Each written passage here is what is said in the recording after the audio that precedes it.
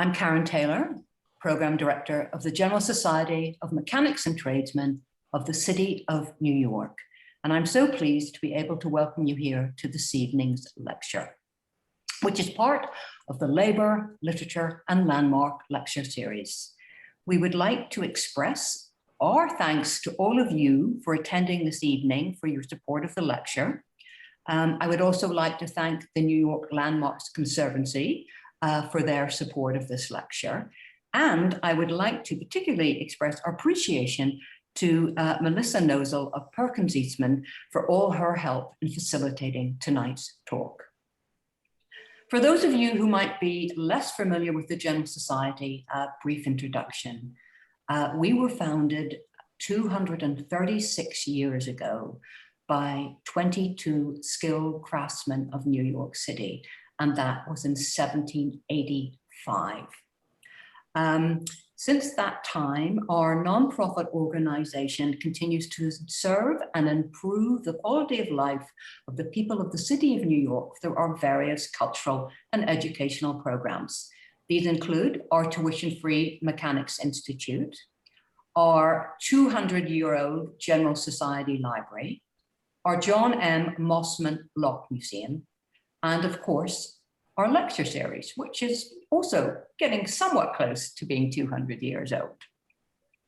At the conclusion of tonight's talk, there will be a short 10 to 15 minute Q&A, and please feel free to submit typed questions throughout the lecture through the Q&A section. And of course, at the conclusion of the talk, we would ask that you use the Q&A section rather than raise your hand. Now tonight we have the huge pleasure of welcoming Nick Leahy and Dave Favaloro. Nick Leahy is co-CEO and executive director at Perkins Eastman. His projects are distinguished by their critical balance of place, program, and craft. Key to his design methodology is to investigate each site's relationship to its environment, history, and its intended use. His design for civic buildings, performing arts centers, museums, and institutional facilities can be found across the United States, Europe, Asia, and the Middle East. In addition to his work on the Tenement Museum, Nick's projects include the internationally renowned TKTS booth in the heart of Times Square, something I'm sure many of you, in fact, probably all of you are familiar with. And I'm so pleased to announce that Nick has very kindly offered to give a talk on this project at a future date.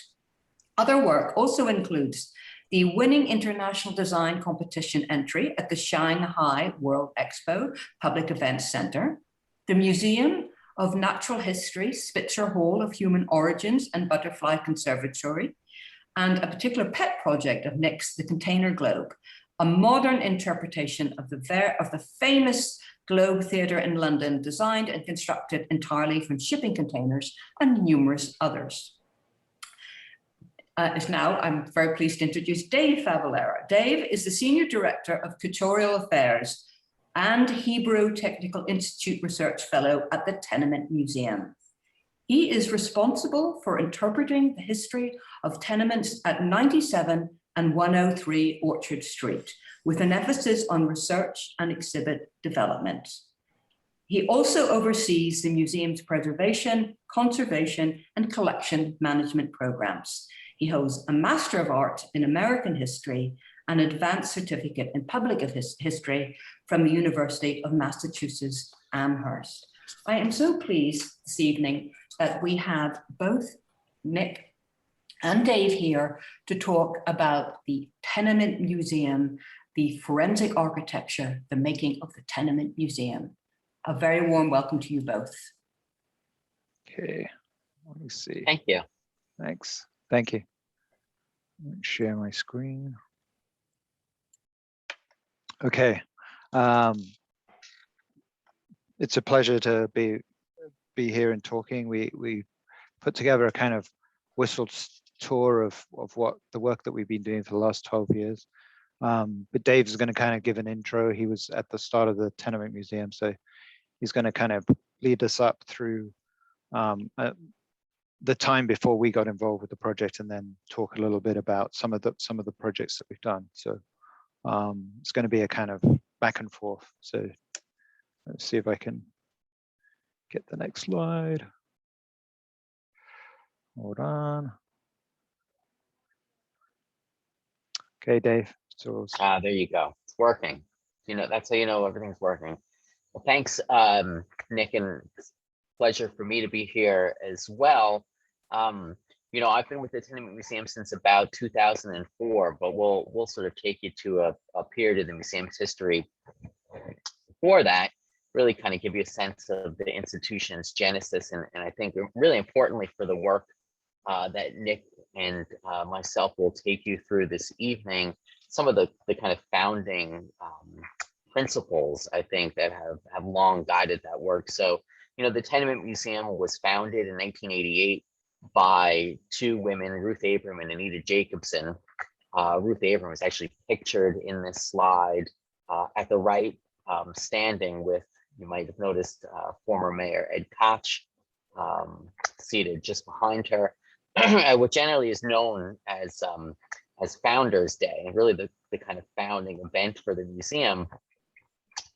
And to the left is the structure that was right in front of them at that point, which is 97 Orchard Street. And so the photo at the left is actually the 1980s tax photograph taken by the New York City Department of Finance, documenting every structure. It was something they followed up on, having done that earlier in the 20th century, about 40 years earlier. But really, it gives you a sense of what the building at 97 Orchard, the kind of the core tenement, or the really the sort of the heart of the museum in some ways, at least for a good chunk of its history, the first almost 20 years of the museum's history, and the place where the museum was really sort of born from. So I often talk about the Tenement Museum as a museum that's slightly different from the way many museums that we're familiar with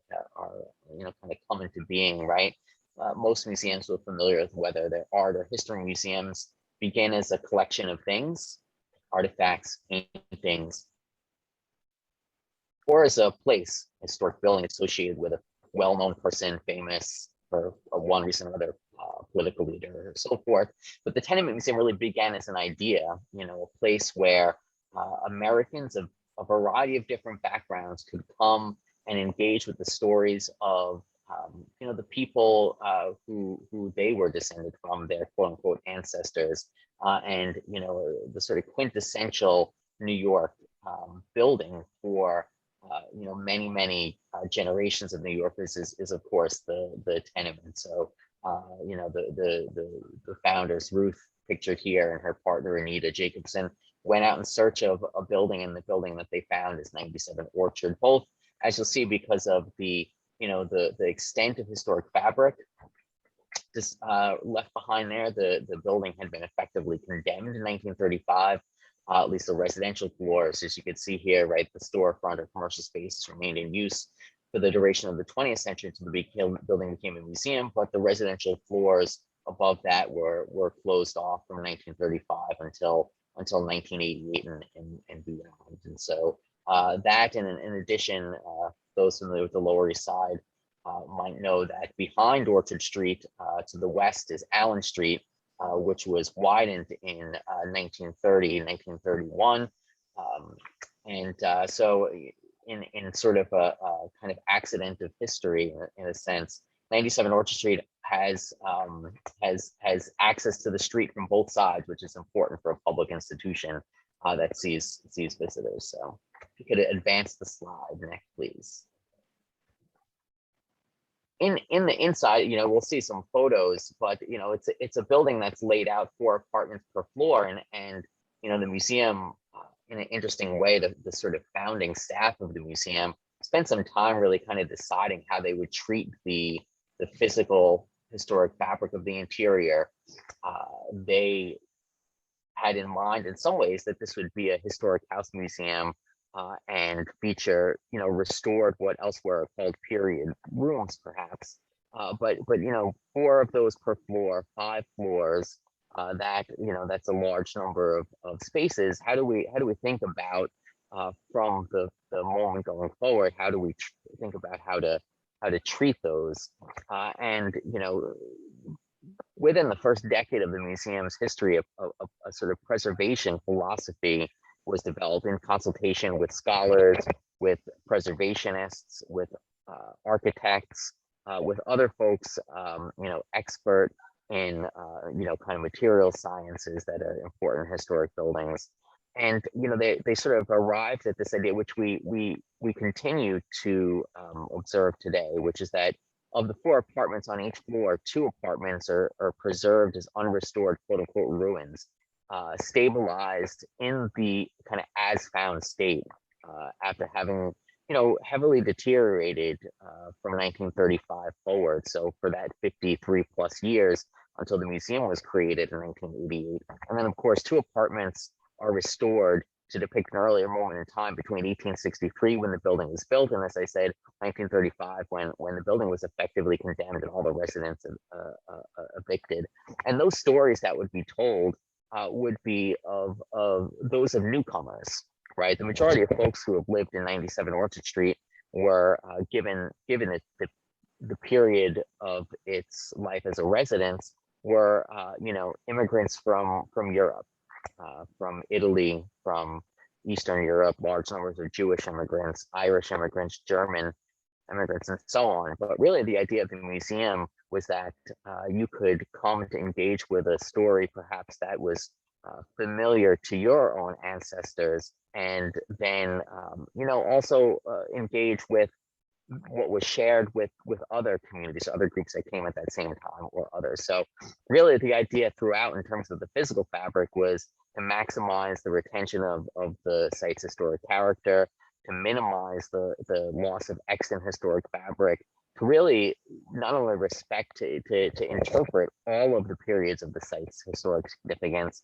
Yes, from 1863 to 1935, but even in some ways in that building with the commercial spaces beyond that, you know, as I was saying, egress in the rear, given the history of Allen Street, helps provide safe public access. So, you know, the museum and the architects that we've worked with over time have had to confront questions of how do you minimize the loss of historic fabric while also inserting and adding all the kind of life safety systems and devices that are essential to providing safe public access to this building, and really to make historic preservation part of the program, right? You know, if you come on a tour of the tenement building, yes, you hear the stories of actual former residents, immigrants, and their children who lived in this building and the 103 Orchard building, which we'll talk about, but also, you know, how the museum has done this work. So some of this that you hear today is also kind of integrated into the program, and how we work to continue to restore, interpret, and preserve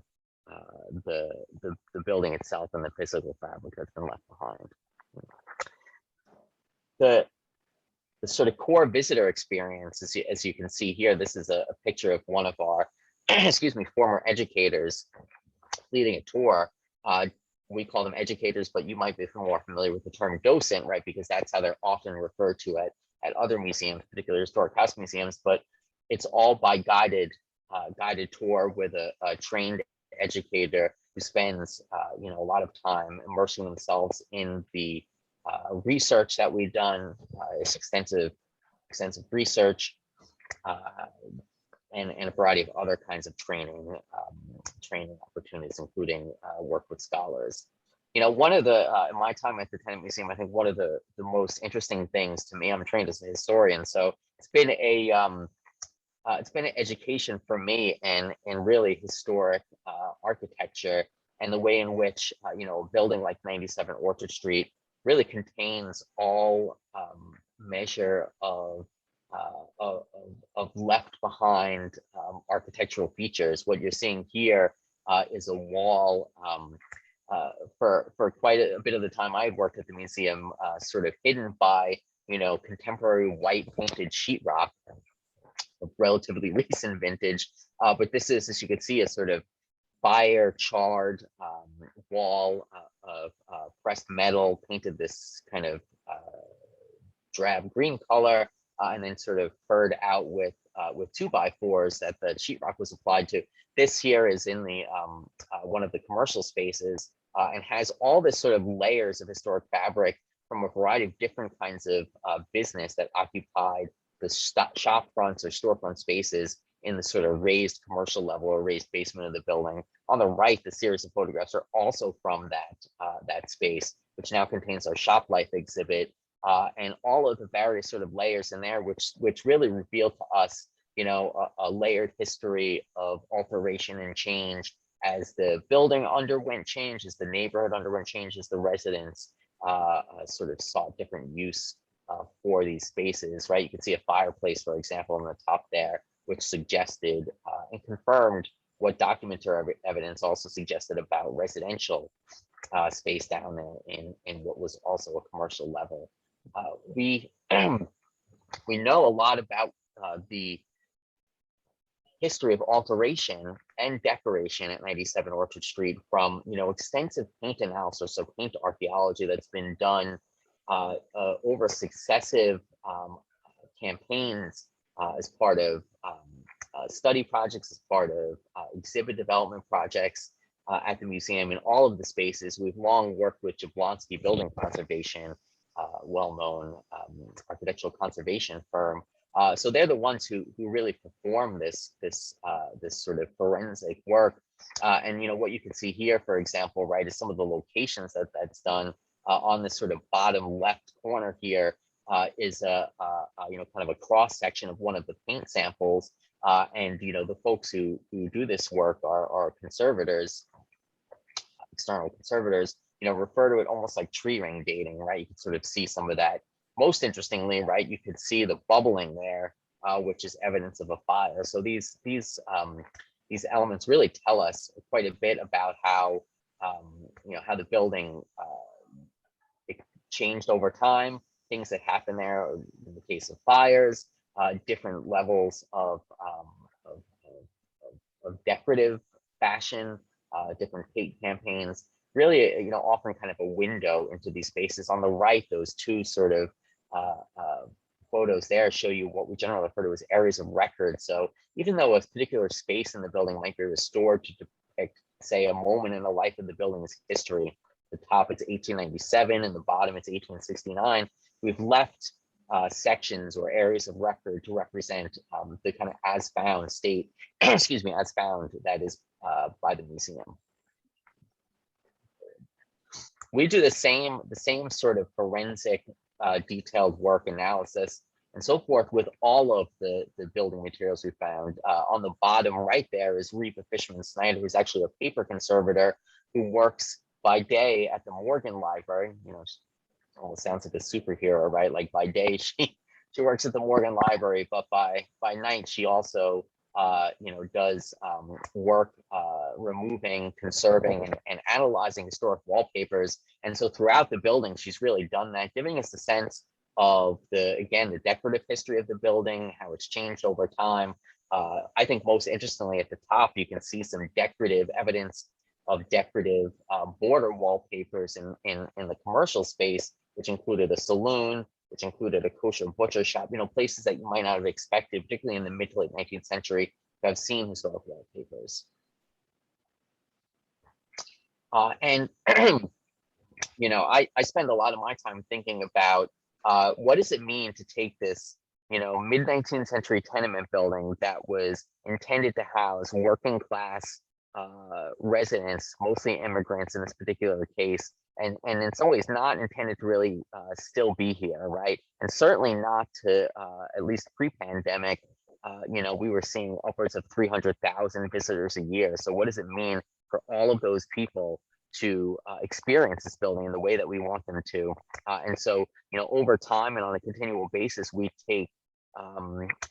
undertake projects to stabilize and continue to preserve elements of the building. On the right is a project that took place in 2005 to literally disassemble the first main floor stairway up to the second floor of the building, the most traveled stairwell in the entire structure, completely apart.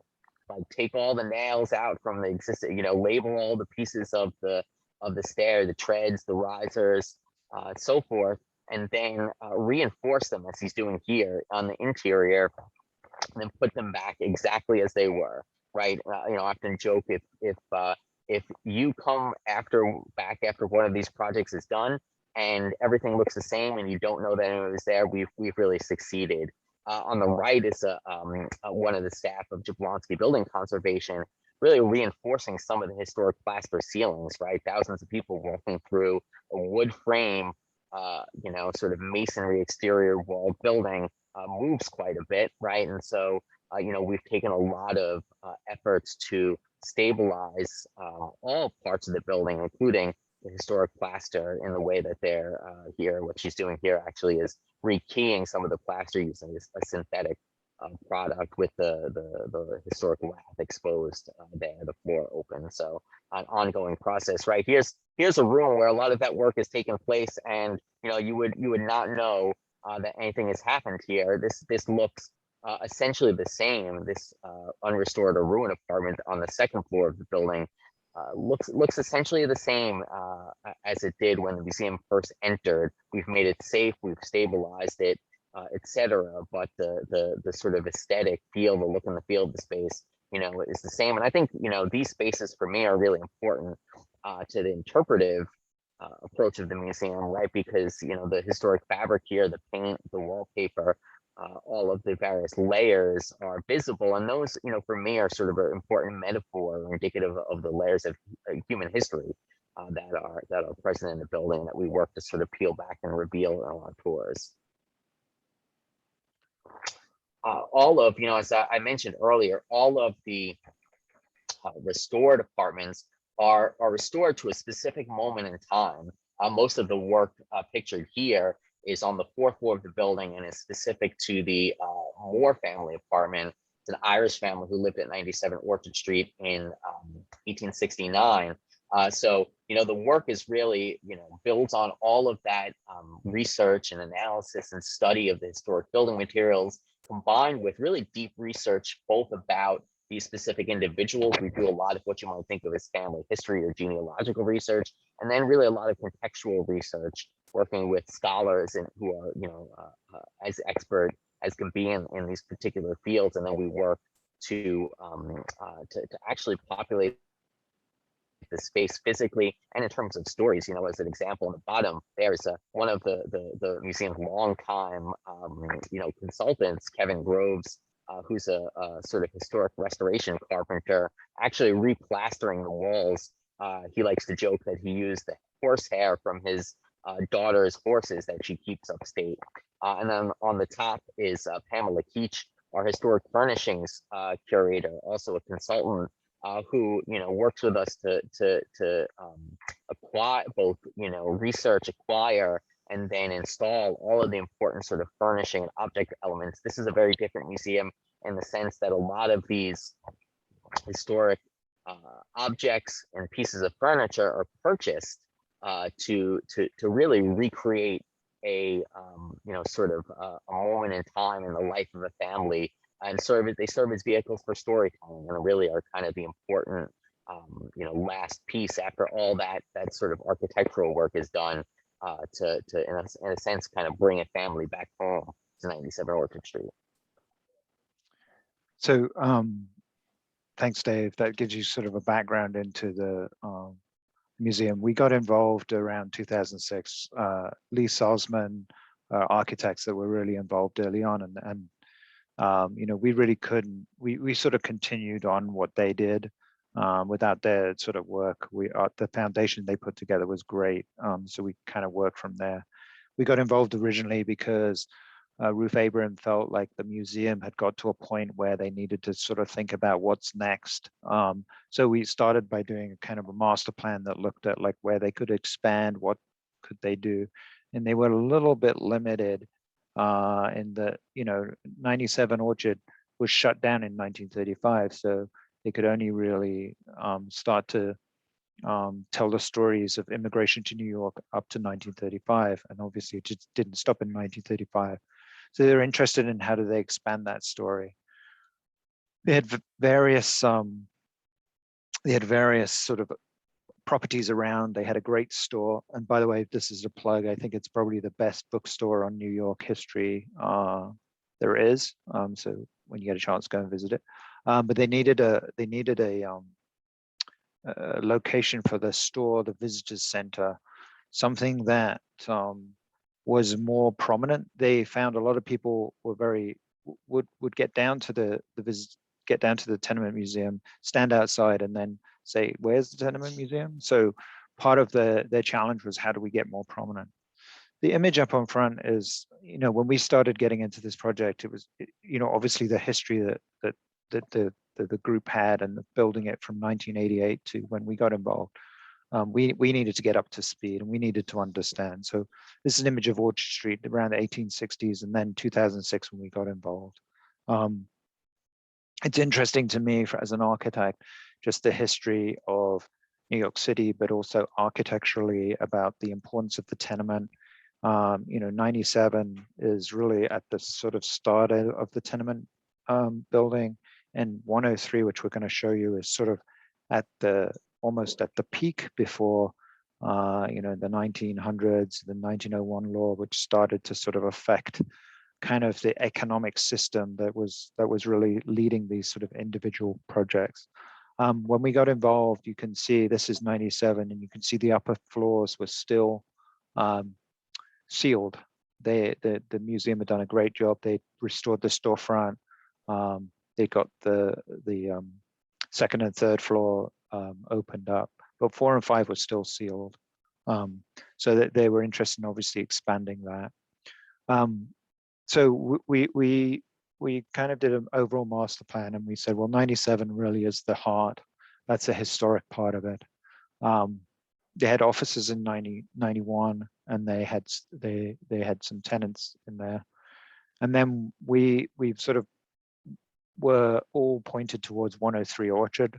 Our vision for the plan was to obviously flesh out 97. I think one of the amazing thing about this museum is the more, and Dave can talk about this later, how they tell the stories of the people that were involved, and the emotional connections that people have to the place is really important. And the more work they do, the more the museum sort of expands. Stabilizing 4 and 5 was really important. Expanding the idea of the apartment exhibit, we looked at the Joseph Moore apartment. They were interested in telling the story of the rear yard, but also the shop life exhibit, which is about the commercial life of the tenements. Then expanding into Orchard Street, consolidating their experience of like, what's sort of the gateway into the Tenement Museum. This block is a very interesting block, and really 103 offered the opportunity to kind of really anchor them in the community, and also be prominent enough for visitors to see them. And then they have an amazing education program. They work with the local schools, but it's phenomenal, and they needed to expand that. So I'm going to go through these projects very, very quickly. This is an image of obviously a stabilized wall of an apartment, and there's the 4th and 5th floors. So just to give you an idea, this is the tenement. This is the elevation of Orchard Street. You can see 97 there is in the middle. Upper floors, very straightforward plan, as Dave said, 4 apartments per floor. This is what it was like when we walked in. Some images. As an architect, it's a very interesting challenge, because you're not really doing restoration in the same way that you would think. But one of the things that sort of drew me, and I mentioned earlier to Karen, that one of the things I think is great about my job as an architect is we're privileged to get into these other people's worlds. And I think the historians, I used to nickname the people at the tenement, I used to come back and say, these people are nuts. They're like the CSI of historians. They have their interns bag the dust, and that's actually what they did. So this is when we walked in, what the spaces were like. You can see the level of dust. You can see the level of sort of paint just tired, falling off the wall.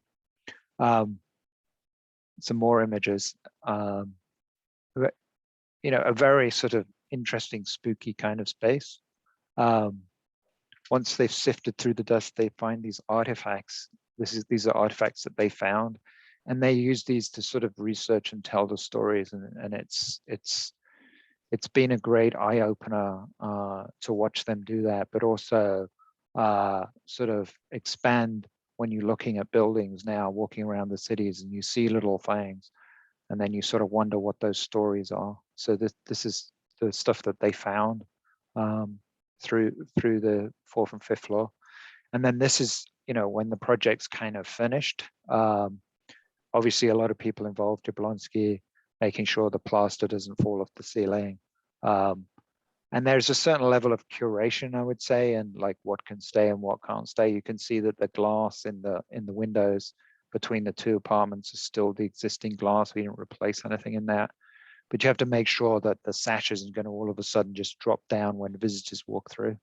But it's a very compelling space to walk through to see these stabilized apartments. And then I love these kind of details. I get lost in them a little bit. They're sort of almost like paintings, really. But they are sort of curated. You can see the plaster anchors to keep the anchors up to the ceiling. Dave spoke a little bit about the Irish apartment, the Moore apartment, 1869. To give you a level, this is the sort of sequence of what it was like when we walked in. They do all the research, and then there's Kevin Gross, who has done all the apartments there. One of the things I think is really interesting, because they understand, you know, the history of this building and then the effect that some of the tenement laws have on it. They could understand, they could find original things, find original nail holes. So we had to move a partition between the kitchen and the bedroom because they were enlarged when gas came in, I think. Kevin literally found the original nail holes and moved the partition back and dropped the partition back down in the existing position. So there's this sort of level of focus that's quite admirable, a little bit bonkers as well, but I think it's kind of admirable. This is the apartment. At the time when they were showing this, they were talking about the tainted child's milk that was going on. So there was a coffin of one of the children that had been in that. And there's a funny story at the time when the coffin was made, you know, as the exhibit. One of the Renee, who was there, sort of knew that I had a son who was about this right age, and she asked me if this was about the right size for a kid about 2 to 3 years old. That was kind of a curious question, but sort of the level of sort of detail that they go into.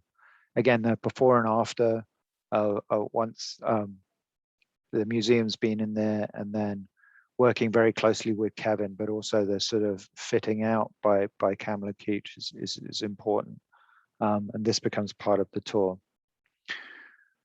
And again, and then the finished product, and as part of the tour, telling that story.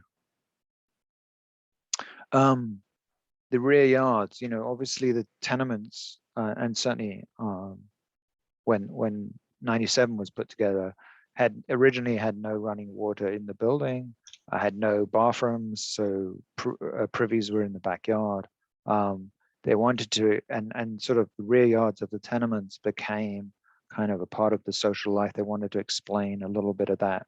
And so that became the next project. This is a copy of an I-card, an inspection card that was done around 1901, I think. Doesn't actually show privies, it shows school sinks, which was sort of, I think, the replacement of the privies. So we worked closely with the museum. An archaeologist, urban archaeologist, Joan Geisman, had done a sort of archaeological dig of the rear yard and found that there was evidence of a school sink, but also privies. So these are some pictures from, I think, the 1901 report that was done on the tenements at the time. So these were some of the images of some of the structures that we were to replicate so that we could tell this story. On the left is how the tenement was when we got in it. And these stones that are on the ground, this is after the archaeological dig. There used to be a kind of a chain link fence. And what we tried to do is we took those stones, put them back on the floor. We prefabricated a privy, which is now part of the tour, and dropped that in place. And then try to create, and this is now part of the story of when you go through 97 Orchard. Another part that Dave talked about was the commercial life of the tenements. And in fact, you know, right up until 1988, they were still using the basement and the first floor for commercial use. But the museum wanted to sort of tell the story of the commercial life of the tenement. So we started to look at that and work in the basement. And Dave shows some of the layers that we discovered once we started looking. And this was really the first time the museum started to work with a group called Potion and put some interactive exhibits in there. So there are two commercial sides to the basement. That was kind of pretty usual. One side was at one point Schneider's Saloon, which is the bar up on is the photograph on the top on the left-hand side. And then on the other side, it was a sort of auction house at one point. And then the apartment would have been in the back, and the office, which is what some of the other images are. But the photograph in the middle on the ground where people are using sort of like phone-like things, that's the auction bar, and it has projections that when you pick up something, tells stories of the commercial life in the tenements, and integrating that technology carefully into this kind of fabric is really important. What you can see at the back of the wall, you can see we've left, you know, we've air conditioned, we've got some air conditioning coming up from the basement. We've exposed that. We've not tried to hide any of that. And that's part of the philosophy of the museum. You'll see in some of these spaces, the sprinklers pipes are still in there and stuff. So it's very clear what the layers are, and sort of continuing this history of like how the building is sort of constantly evolving.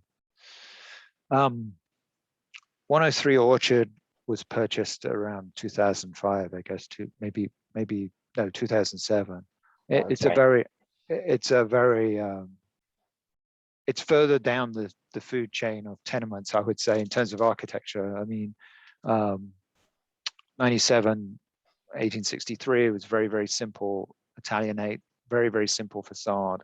Now you have these three tenement buildings, and we're going to talk about the evolution of those buildings. But you can see some of the detail here. There's terracotta, there are brick piers. There's really an effort to kind of make the facade more interesting. And there's, if anybody is interested, there's a very interesting book about the Decorated Tenement Museum.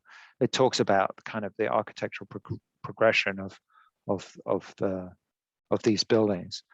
So this is 103 Orchard. It's on the corner of Delancey and Orchard Street. When we got along, I don't think we're fully aware that it was actually three tenements banged into one, and I'm going to show you a little bit of the history. It was occupied on several floors when the museum took it over. And so the first phase was we need to put the work on the basement, the first floor, which is going to be the new entrance to the museum. And then the second floor was classrooms, and including a kitchen, a demonstration kitchen to show some cooking. This is a diagram that's sort of just an exploded diagram. Again, as Dave said, part of what the challenge is you have to bring this up to a safe place. These buildings weren't really built, while they stood a long time, they haven't really been built to the standards. We had to insert an elevator and fire stairs and restructure some of the floors without destroying the historic fabric, which was part of the fun of the project, I guess. And then the upper floors remained the same while tenants were either left the building or relocated to other apartments in the system. So, 103 Orchard Street, on the face of it, it's a corner building, right? But the building's sort of history is quite fascinating and layered. And I think also is a great example of ingenuity of the owners, but also of some of the architects who you have to understand from an architectural point of view at this time. Most of the sort of fancy architects like, Atterbury or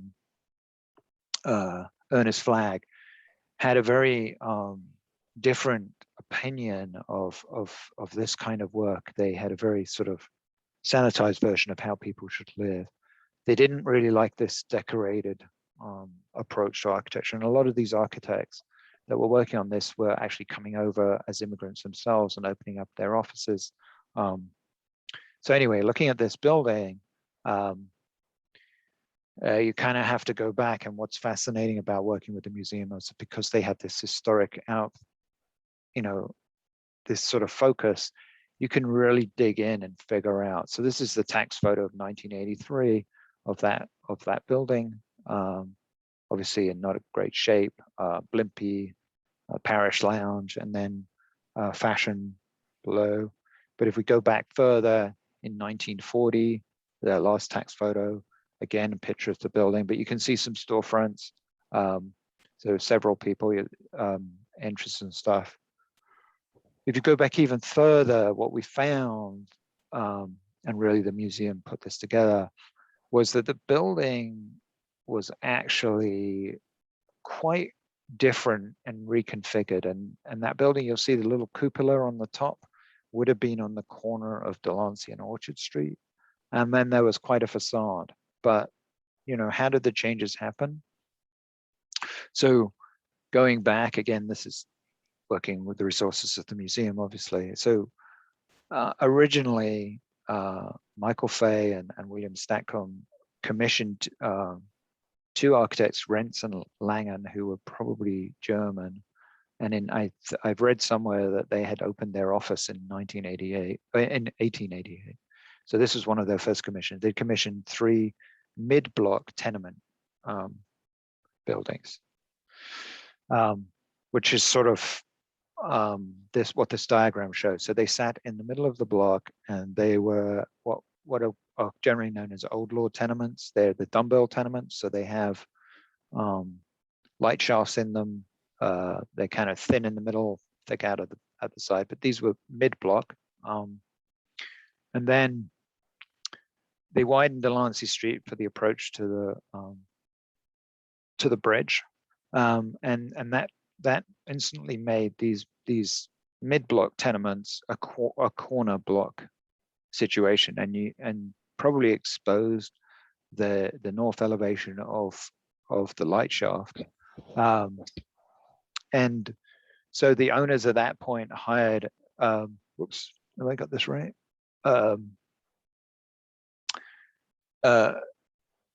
John Schneider, an architect, and he basically put the facade on the Delancey side and reconfigured the base of the building to open up more commercial space.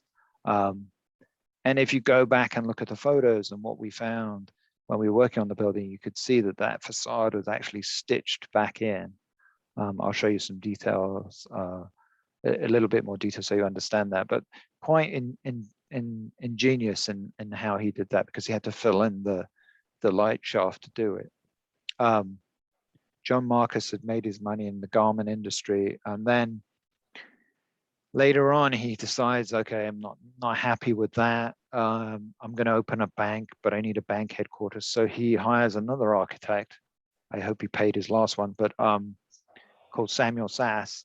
And what he does is he cuts the back of the building off, completely reconfigures the inside, and builds this headquarters building next door, which is, quite ingenious in how he did that.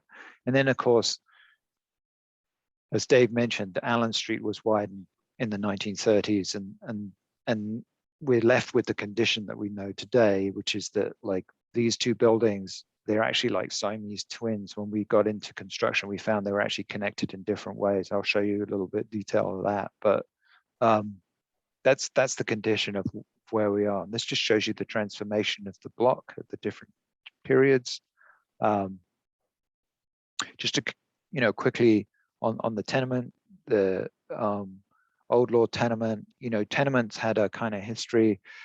They really started out as conversion of houses, and then as more and more immigrants came in and people saw opportunities, they started to build these boxes, which is what basically 97 is. It's a pre-tenement law. The first tenement law came out 1867, which defined what a tenement was. 97 Orchard wouldn't have had, the only rooms that would have had any natural light would have been the ones on the front and the back of the building. And really, as the laws, more and more laws got added, they, you know, in about 1901 is when the owner started to do some changes to 97. But typically the way they worked was they narrowed down in the center where you would have a core for 2 bathrooms per floor, a staircase that enabled some light to go into some of the rooms, little corners and stuff. You know, you could get 24 families basically in one of these buildings. So quickly, just to go through and demonstrate again, mid-block, 3 tenements. All of a sudden you get a quarter, you get the corner lot. This architect, Don Schneider, he kind of knits in a new facade, which is the red line. He fills in basically half of the light shaft, connects it to the facade. He removes the ground floor air shaft, supports what's above it. And the whole point there is to increase the commercial value on the ground floor. And he reconfigures one of the staircases in 107 so he can get an entrance out in Delancey. Samuel Sass comes along and he cuts the back of the buildings off, right? He reworks he also removes 8 feet off of the south facade to kind of create a passageway so he can create the bank building at the back because they need egress. He puts a new stair in the corner. He removes the other light shaft, and he removes all internal staircases. He completely reconfigures the inside, builds the bank building on the back, creates 2 easements, one easement that enters our building and then enters into the bank building, and that exists today.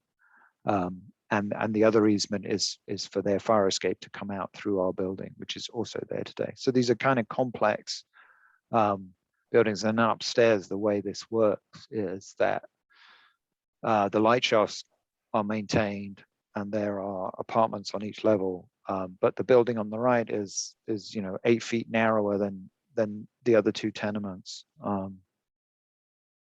And this is kind of what you end up with. So if you look at that facade, the one on the left, there's 8 feet missing on one side, which if you read this facade, they've got these double piers, right? And they have a single pier on that end. That's probably what went on on the left-hand side of the building. And then on the right side, what we're looking at is really just over half of the building, basically. What were the conditions like when we walked in? So this is what it was like cleaned up. Those 2 columns in the middle are supporting the light shaft that's above. Wasn't in the greatest shape, obviously. The basement still had a dirt floor. It was about just over 5 foot deep. We needed to excavate into the basement and we needed to make that a functional space. On the upper levels, this is what the state of some of the floors were.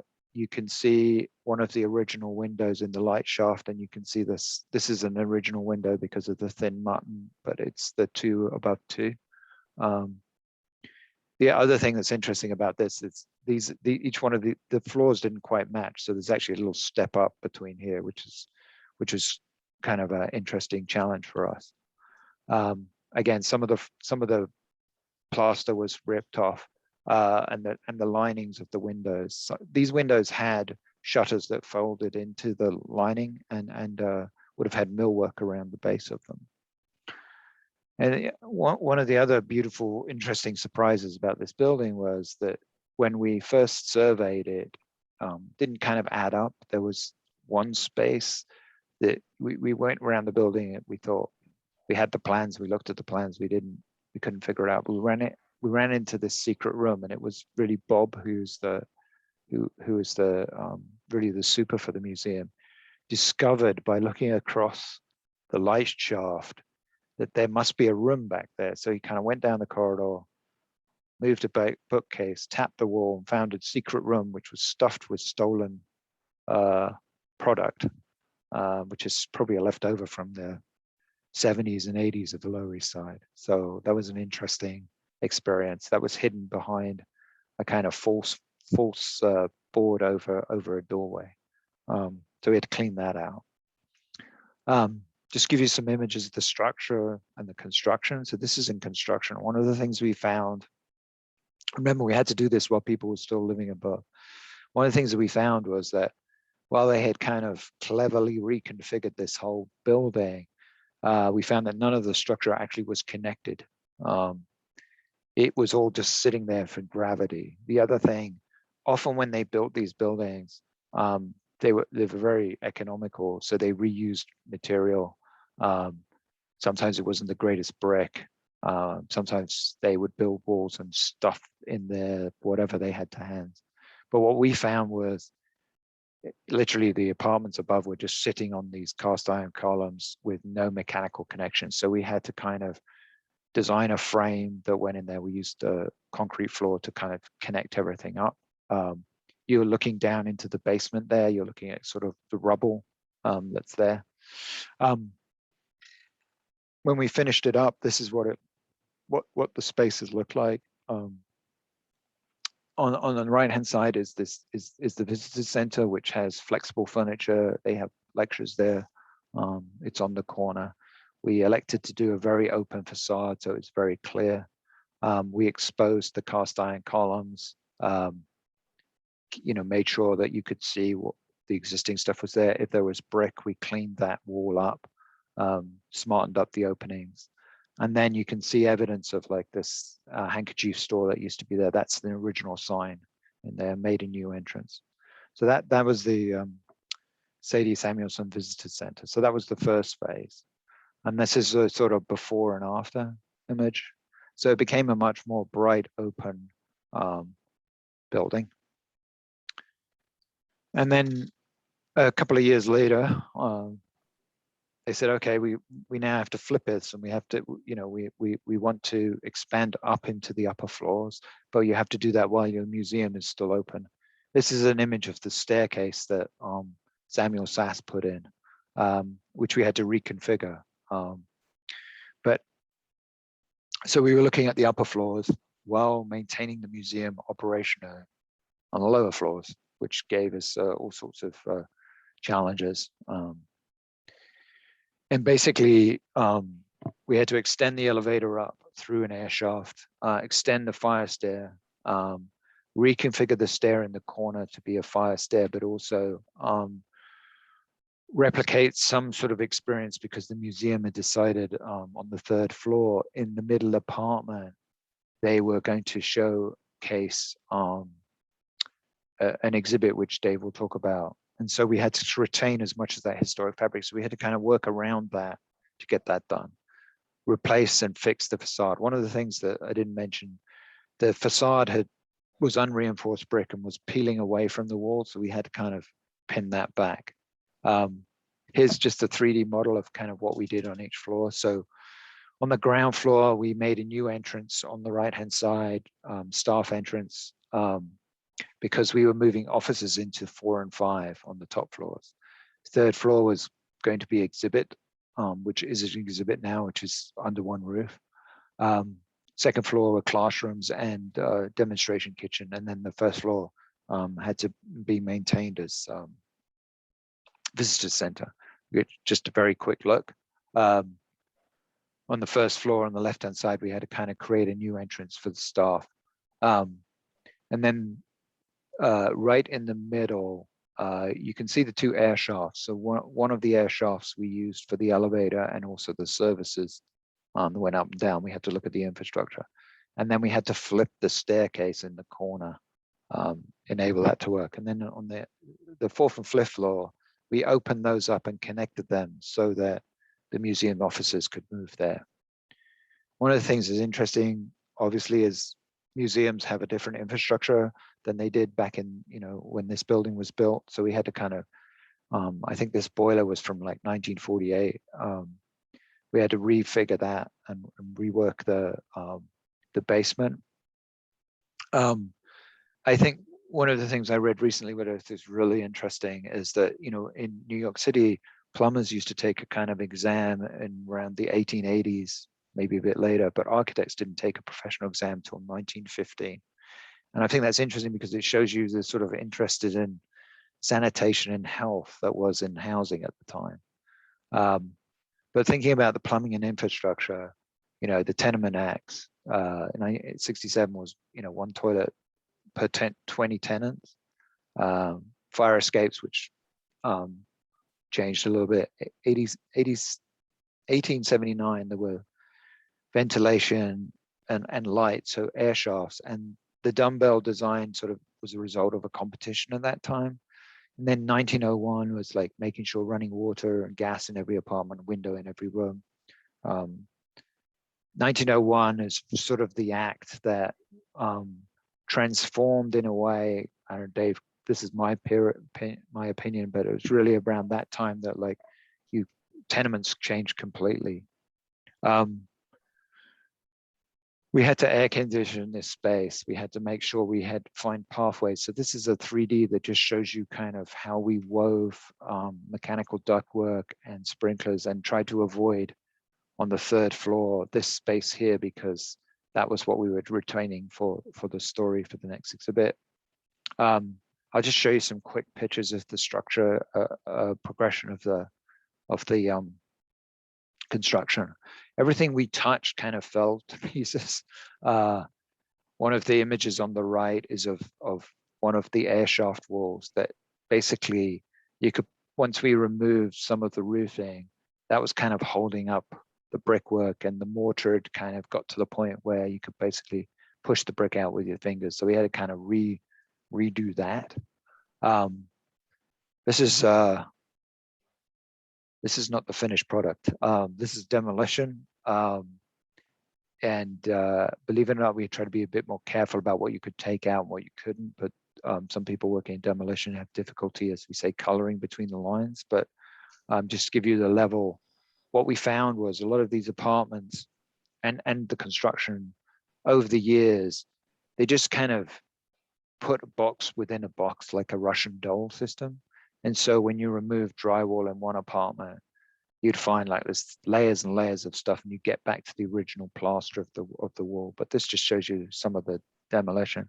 We ran into a lot of kind of, there were several fires in the building. There were challenges with the structure. These buildings were all built on, roughly 25-foot lots, 100 deep. That dimension was based on the size of lumber that they could get that time structurally. But over time, things sag. And so what you find is everything's contributing to the structure of the building, right? And so when you start to peel stuff away, things start to get exposed. But this just gives you an idea of the level of kind of mayhem. In order to make it work for modern day standards, we had to kind of sister in, restructure in some places, which we used LVLs. And then sister in or next to the existing beams, LVLs. So this is some of the work. This is moving a little bit further. This is an interesting shot on the right-hand side. So you have the existing beams, which are, nice big pieces of wood. The structural engineer was really excited by these. In fact, I kept a piece of one of these pieces where they're very chunky. But they had their sagging was crazy. So this was above. This is the fourth floor above the apartment that we were trying to keep, and so we're sistering in from above, making sure we cannot destroy the ceiling or anything below it. But the sag in the floor is crazy, so it's not a straight line. So we had to kind of come in and adjust. The other thing I think is interesting about this picture, you can see the original wooden surrounds of the windows and the casement work. And then you can open up in these casement and they have those sort of foldable blinds in there. This is just before we took out the staircase, a little bit more work, putting in a new fire stair up one side and the elevator, just gradually coming in, fireproofing the walls and the ceiling, creating separation, making sure the ductwork was in. And this was all done so Dave could have his exhibit in the middle of the building. So Dave, you want to? You can blame it all on me. Yeah, exactly. Yeah, I'll go through this very quickly. As Nick said, a lot of the elements of that, even this one particular apartment, which is sort of quote unquote large by tenement standards, right? Certainly as compared to the apartments at 97 Orchard Street, which are only about 325 square feet. This, as a result of the combining of the three buildings, was a relatively large apartment. And, as you can see here, by the basis of all these sort of dated, whether baseboards, the window casements, as Nick was just mentioning, molding, so on and so forth, all determined by paint analysis, which I spoke about earlier, dated from various points. But the goal with this exhibit was, as we alluded to earlier, to move beyond the kind of terminal residential date at 97 Orchard, which is 1935, because, as I believe Nick suggested earlier, the Lower East Side didn't cease to be an area of first settlement for newcomers in 1935, and the neighborhood, as many of you probably know, has been a neighborhood of settlement for generations of immigrants and migrants into the 20th century and throughout the 20th century, and beyond. So this is an exhibit that really sought to expand that story, particularly into the post-World War II era, where we could, here's some of the images of the paint analysis that we did there. I love the pink colors. You'll see the very pink kitchen that we restored, and I'm sure in a few moments. But the goal here was to interpret the later period of this building's history, and you'll actually see here, two families. The difference here, right, is that we were actually able to speak to some of the former residents of this building, their children, and so forth, and really interpret the history of the post-World War II era, when immigration to this country and migration to the United States, largely changed, at least particularly in the legal sense. Less of a focus, of course, on European immigration. On the right, you have Remenita Rivera Saez, who was a Puerto Rican migrant who arrived in the United States in the Lower East Side in New York in the 1950s. And they lived at 103 Orchard Street for several decades. In fact, Remenita passed away living in the building, not long after the museum purchased the building. But this is a photo of her on the day of her eldest son's wedding. So she's on the phone, and in the exhibit, we've purchased that exact TV and replicated all those details. So Puerto Rican migration, really an important, part of the history of the Lower East Side and of the United States more generally.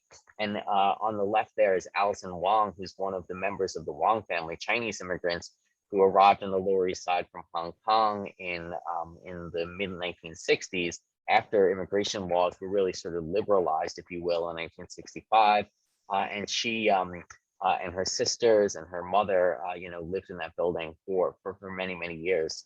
We used elements just as we have in 97 Orchard Street from the building itself, and really treat these as the kind of the collection elements that are interpreted. This is a sink surround removed from the building, salvaged, and then these are some on the right is some of the offices, but you can see some of the elements of the recreated apartment. There's a recreated garment factory in this exhibit, in a series of rooms in that large apartment. We tell the story of a family of Holocaust survivors who lived in the building in the mid to late 1950s, the Saez Velez family, the Puerto Rican migrants who lived there in the 1960s, 70s, and 80s and beyond, and then the Wong family, Chinese immigrants who lived there in the 1960s, 70s, 80s, and beyond as well. All of them had an experience in the garment industry, so it was recreated, working again with potion design, interactive design firm that Nick mentioned earlier that helped us create the auction counter and the shop life exhibit,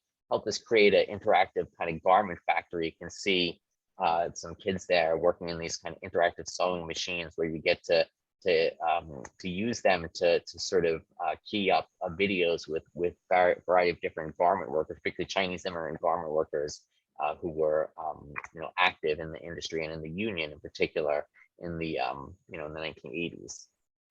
So yeah, and then obviously the upper images are of the office spaces. Yeah, Dave, this is a little bit more. Yeah, the pink kitchen that I mentioned earlier, and yeah, all these different spaces are part of the exhibit. And really, here, unlike in 97 Orchard Street, we actually had interior photographs, which were really helpful in helping us replicate all sorts of details from flooring to furnishing elements to wallpapers and so on. You can see the TV, right? Yes, this the TV. Which also became a interactive element. We showed videos, interviews with some of these members of these different families who shared their memories. And then the staircase is a recreation of the stair. So we took the pattern of the existing stair, had to be obviously because of fire and regulations had to change. So we took that and kind of made it up to code. This is one of the spaces, teachers' spaces, which obviously keeps record of the different levels of interaction. So you can see the surrounds, and then the office spaces are very clean. We opened up the space as much daylight as possible, and then obviously glazed partitions. So upstairs is very different, and then the entrance to the staff entrance to 103 is off to one side. This is a laser cut metal gate, which is actually one of the patterns of the wallpapers in 97. So we kind of used that as a way to create the entrance gate. And you can see this column right on the corner here is what the original column, and then the large space here. So this would have been one of the entrance columns back in the original day. And then this is the tenement kind of, in fact, now we have awnings on it and finished it. Just very quickly sort of finish this out. I apologize, we've gone a little bit long. Sort of a genealogy of the museum on the left-hand side, 97 Orchard. And Dave can talk a little bit in a minute about the vision and also the further work they've been doing. And then on the right-hand side, Orchard Street, which I think is, a really fascinating.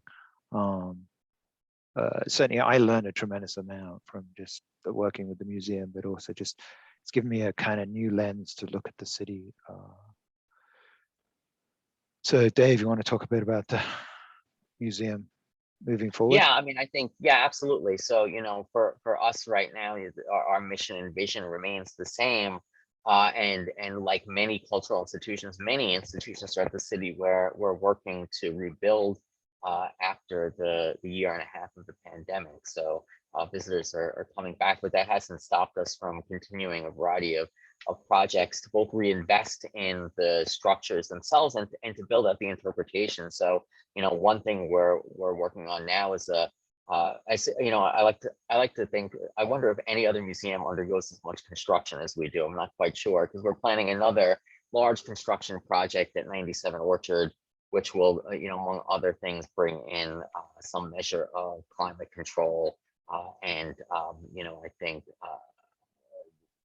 bring the building, up to an even better kind of standard with regard to the large number of visitors that we see there. And then I think excitingly, as part of that, where even though the fifth floor was stabilized in 2008, as Nick had said, there's no interpretation that takes place there. So what we're working on now is an exhibit that will, for the first time, allow the Tenement Museum to interpret the experience of Black and African American New Yorkers. Unfortunately, our research has not shown any Black or African American residents who lived in either building, but one of the records, the city directory that places the Irish family, who we mentioned earlier, in the building in 1869, Joseph Moore's, the Irish father and husband's name, listed directly above him is a Joseph Moore, who's also a waiter, lived in a different part of town on the lower west side, if you will, and what was then the 8th Ward on what was formerly Lawrence Street, now the northern part of West Broadway.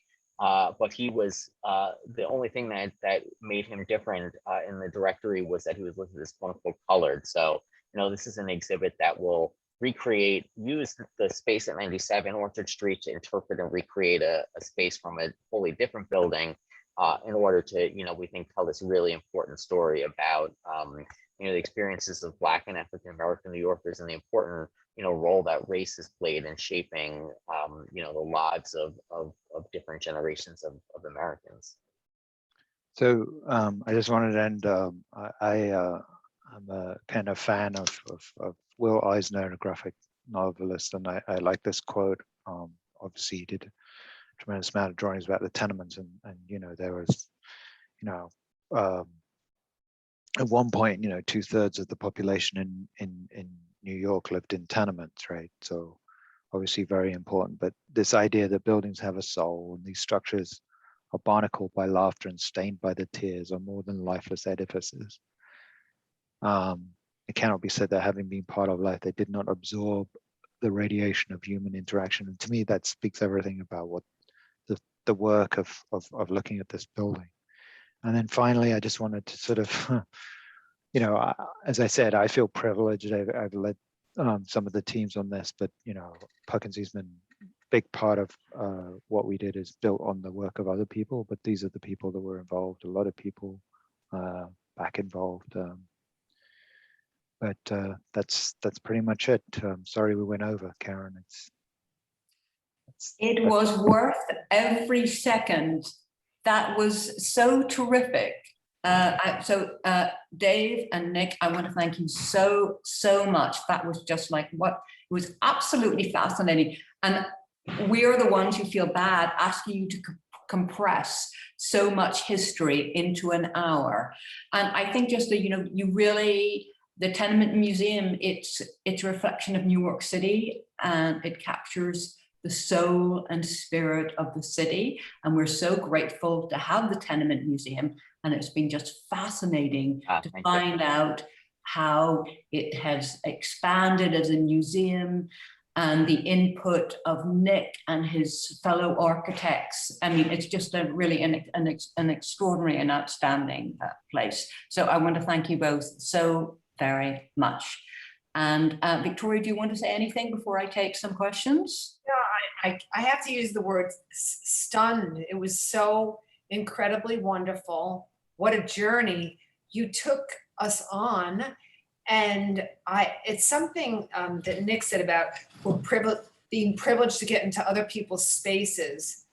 I mean, I have never felt, it was so privileged to see all of that and the echoes of everyone who came before us, including my own grandparents who came from Sicily, my Italian grandparents. And I think of them all the time. And I grew up in a building that was constructed in 1914. So certain elements, and I spent a lot of years in that building, were not that different. And it's just these buildings speak to you, but you've really helped, you brought it all to life in an exquisite way. And for that, as a New Yorker and American citizen, I'm so grateful to you, Nick and Dave and all of the team. And I just want to clarify, Dave, you said about other museums and construction, more construction. I'm going to say, without even doing a lot of research, I have to think that prize is yours. And the special construction, it's amazing. So thank you. Glorious presentation. Thank you. Yes. Thank you both, and we'll take some questions now. This is from Elena Garantano. And I suppose this is really aimed at you, Dave. Has there been any thought of matching records from Ellis Island with the tenements as far as the destination of addresses of immigrants during the Great Wave? And she also wonders, what value there would be to that project? I mean, that sounds like that would be fascinating. Yeah, I mean, the kind of work we do is you've probably seen is really site specific. So we've done, if you think about either building that we've talked about here as sort of microcosms, we do that exact kind of work tracing in reverse. Records like the census or a city directory, which is kind of a precursor to what used to be the phone book, right? I have to joke now that most of us don't use actual phone books anymore either. But right, we do that and we go and look for those records at Ellis Island. So it's all, we don't, unfortunately, we don't have the bandwidth to trace every person who ever came from Ellis Island to the Lower East Side. But there are so many, right? There's so many stories there, and I think that our hope is that folks will come to the Tenement Museum and try to find their own ancestors at Ellis Island as a result. Right. Well, thank you. And of course, I think we appreciate that would be overwhelming, really, wouldn't it? What about things that you have both discovered during the renovations that, apart from the secret room, I know that was a big surprise, but what other things that both of you have individually discovered when you were doing the renovations that turned up? What objects turned up that really, what unusual things did you come across? I mean, I would say what I think, for me, it wasn't so much objects in terms of just, I think the ingenuity of the architects that were, I think you have to understand a little bit, like back then, these architects were not, in the top of their profession, but the ingenuity of how they use this building or reuse the building. I mean, it made a lot of, I kind of wish we had done the research a little earlier, because we ran into stuff and we were like, hey, hold on, why is the steel beam this?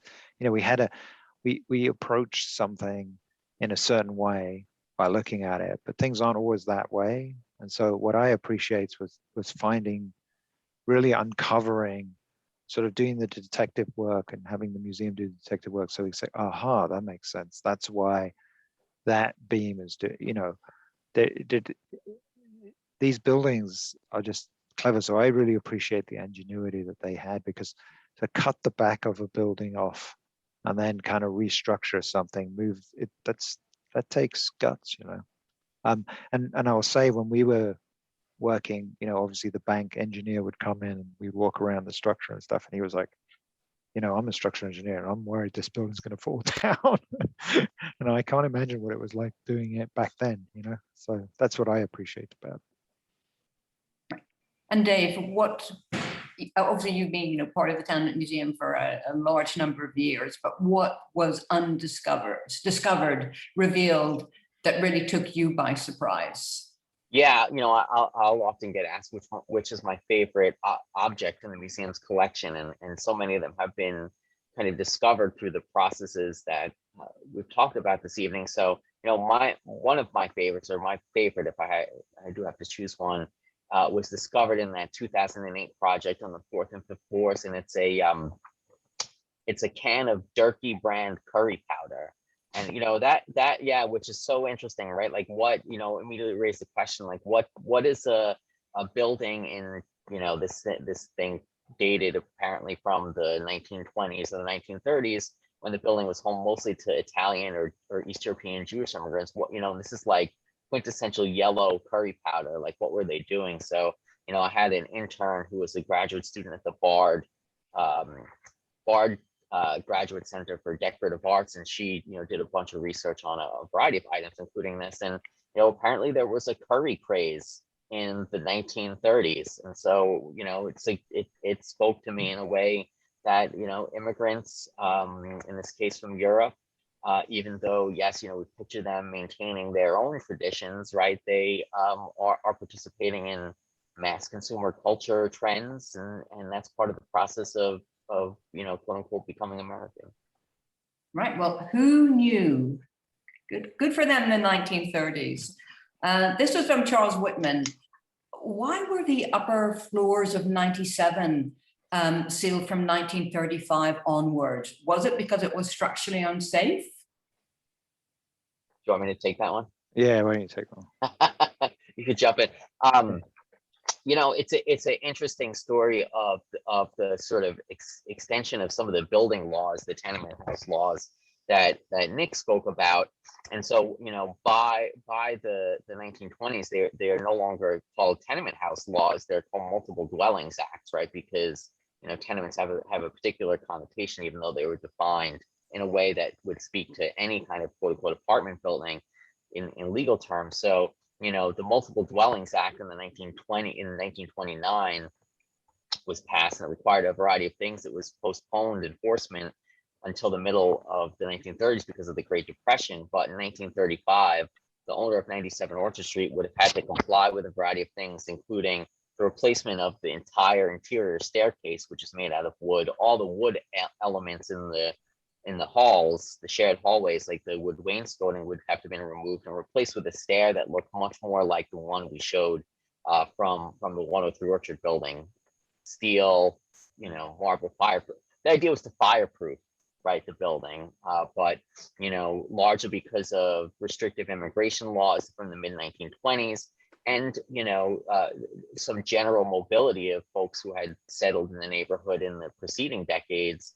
You know, there wasn't as much demand for housing by that point on the Lower East Side. 97 Orchard Street in the 1930s, for example, was only about half rented out. So the owner at that time made the decision, instead of complying with the law, he evicted the residents and continued only to rent the commercial spaces because that was what was economically viable for him.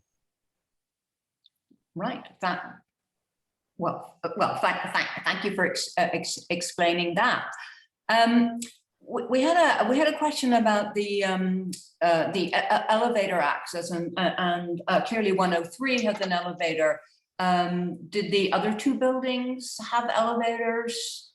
I mean, now as part of the museum. So the three buildings are all connected as one, so they have elevator access. That was, you kind of have to do that now. So in 103, they all have elevator access. In 97 Orchard, they don't have an elevator. They have an elevator in the rear yard from Allen Street down to the rear yard, which is like a 5'6" drop. So there's a sort of outside elevator there, but you couldn't put one in 97. But 103, you have an elevator, and the whole building is accessible and up to code. So it's you know, that's was one of the challenges for the project. Right, we'll just take a couple more questions. This is from Abby Heller. Could you define again the old law Dumble tenements? I know you had presented an explanation. Could you say a little bit more about that? So I mean, Dave can correct me on this, but like basically 97 was like, you know, 1863, 1864.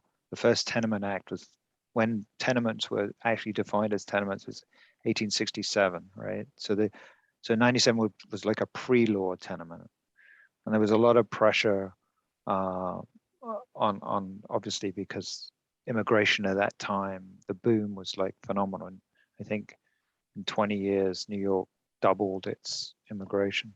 1879, there was another act that came through, but there was also a competition held in, I think it's like the Real Estate News or something, but for the ideal tenement plan, because a certain segment of the population were getting concerned about slum living, right? There was, you know, Jacob Riis was coming out and showing like, this is how, and there were some really hideous conditions. 97 probably wasn't the greatest apartment, but you know, when I first came to New York, when I walked into 97, I was like, oh, I wouldn't mind one of these apartments, but back then, you know, they had no light, no anything. But the Dumbo apartment was kind of a nickname of an old law apartment which came out in 87-9. So any apartment, any tenement apartment that was done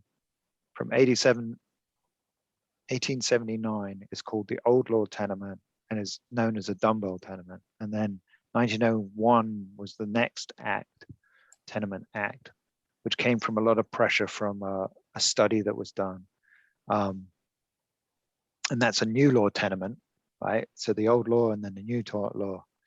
And that dumbbell, there were lots of kind of configurations around ways that tenements evolved. So, but the sort of famous one is the dumbbell tenement. Is that right, Dave? Yeah, I mean, what's always been interesting to me is, right, those laws, both the 18, I mean, the concern is the same, right? It's like access to light and air in a building type that originally didn't have much for the interior spaces, and the competition and the building typologies from 1879 and 1901 come from the way the laws are written, right? They're written in a way where you can only actually build the structure on a certain percentage of the lot itself, Yeah. right? So, how do you do that? And it's a way to force builders to include a certain amount of unbuilt space via like an air shaft, right? So that's the kind of the way they went about building them in response to the actual written requirements of the law. Yeah, I mean, what's interesting about New York, right, is, I mean, there's that great book, Richard Pluntz wrote a book on the history of housing in New York, but, the grid, the 1811 grid, the 25 by 100 grid, and the orientation of it is not ideal. And it doesn't, if from an economic point of view, right, if you're going to squeeze what you can out of it, that's what they did in the early days. I mean, like the guy who built 97 paid what, I don't know how much money for that, like $4,000 maybe, right? But and then the sanitation issue, the light, the ventilation is really important. So there's a game played, and actually it's interesting about New York as an architecture. If you look at it, there's always a balance between the development, the amount of money you're going to get out of it, and the architecture, right? It's quite interesting. Anyway. Thank you. That was a fulsome explanation. Just like a final question, could you talk a little bit more about the paint and the wallpaper and matching that, and how difficult it was to be authentic, and literally, like, the forensic, layer, I mean, going into the deep layers of the different paint. That was really fascinating to see. Oh, you mean how that's done? Like what the yeah. Well, so you tried to be, you were trying to match it to photographs in some cases, or trying. I think you were trying to catch the spirit. Would that be a correct assumption? I mean, at some level, some the way to think about the paint archaeology or paint analysis, from my perspective, is twofold. One is trying to understand the decorative history of the building, which is I think what you're pointing to, which is what was the color of the wall, the type of paint used in this period of time, and certainly that's the case, right? In 97 Orchard, the early first couple of decades, it's there's the chalk based paint called calcimine or distemper paint, which is similar to whitewash, and later it's oil-based paints, right, various colors and so on. But it's also it tells us things about the alteration history of the building. As an example, in the commercial basement, we took samples all around kind of these cast iron columns that were embedded in a wall that separated the two sides of this kind of double bay shop front or commercial space. And what that said to us after the paint analysis came back was the first 6 layers of the first 6 campaigns. And if you figure how many years were in between those, probably 4 or 5 so years. So for the first 20 years of that space's existence, it was open because those same paint layers for those 6 paint campaigns went all the way around, and that wall was only built 20 years into the building's history, and those spaces separated, right? So it tells us all sorts of things about how the building was changed or altered over time, and what it looked like. Right. Aaron, I know you said it was the last question, but I just want to ask Nick this. When you said it gave you a new lens into the city working on this project, I think I know what you meant, but I just could you elaborate on that, please? Well, I remember, I mean, it was sort of interesting when we sort of got involved, because first of the number of acronyms in the historic thing was something to sort of understand. And then I remember Renee gave me this massive report of the paint analysis, this thick thing. And then I also remember with one of the contractors who I'm from England, and the contractor was from Ireland, and he was like, why are we saving this structure? It's like from 18 whatever. We've got stuff from like the 1600s or medieval time and all this kind of stuff. The lens it's given me is, you know, I think there's an unbelievable connection between place and people, and people leave, you know, their mark. And I think that if you look carefully enough, and what's interesting about cities is they're organic, they evolve, and people do stuff in certain ways. They're not this idea that they, yes, obviously certain people influence cities in big ways, but I think everyday people influence cities, and you can look and see that kind of evidence. So I think what it did for me is, if you're walking down a street, you know, have a look around and take a look at, you know, why is that step there? Why is that, you know, mark there? And I think that's what it did for me, is like just sharpened the focus of looking around. And I find that sort of fascinating. It's like looking through the keyhole, and then you can go into another world on stuff like this. And that's a kind of fascinating thing about the built environment.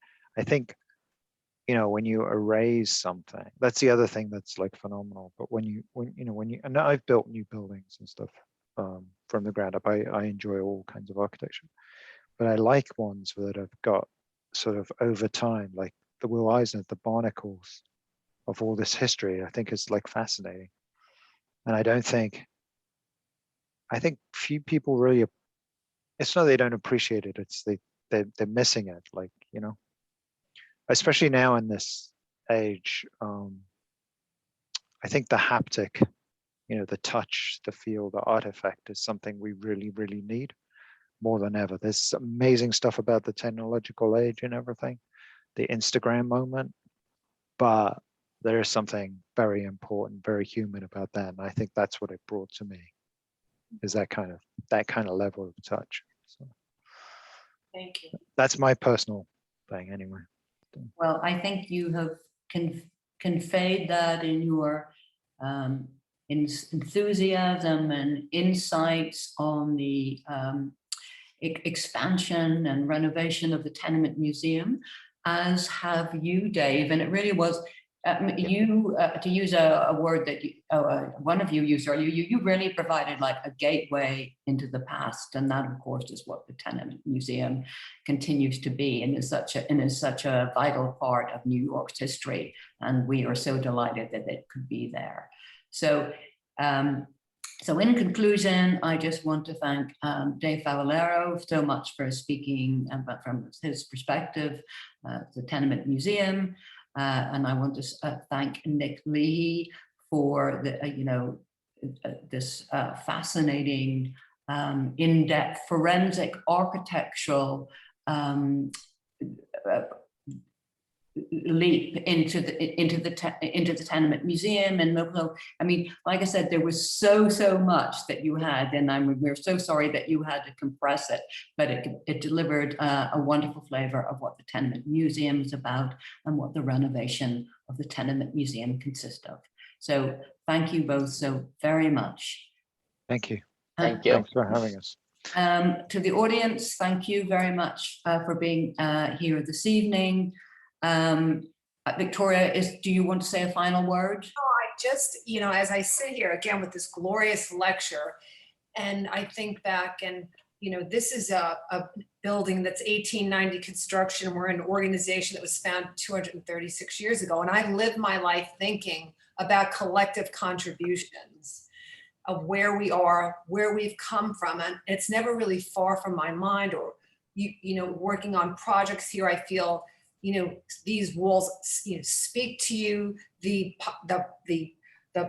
pipes speak to you, every aspect of this building speaks to you. And I do think about those craftsmen, and it makes me, it really makes me be incredibly respectful of their work. And the Tenement Museum, when I think back to the people that lived there, the people that built the building, the people that, you know, the plumbers that were in charge of the piping.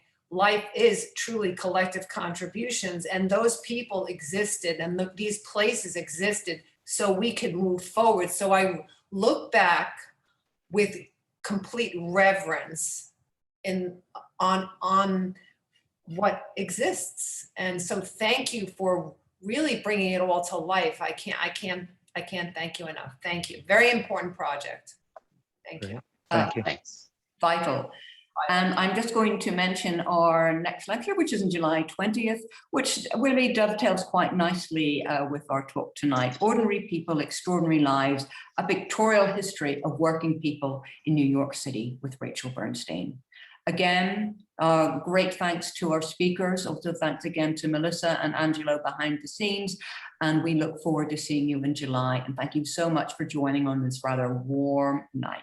Much appreciated. Thanks. I'll say good night now. Good Thank night. you. Thank you. All right.